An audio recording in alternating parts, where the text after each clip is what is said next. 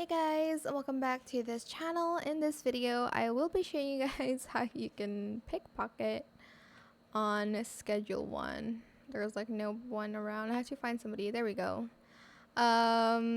Just kind of crouch. I'm not very good at it. Just crouch and then select pickpocket. Oh, there's nothing, so I can't pickpocket anything. If there is an item, you can pickpocket it. I don't know why I can't. I think I'm not allowed to pickpocket yet, but if there's like an item, you're just going to press space to pickpocket. It's very hard to do. Okay, I need to go home. I'm not able to pickpocket a lot of people that much. If I pickpocket someone, will I get caught? I mean, police is, okay, he went inside. What about this person?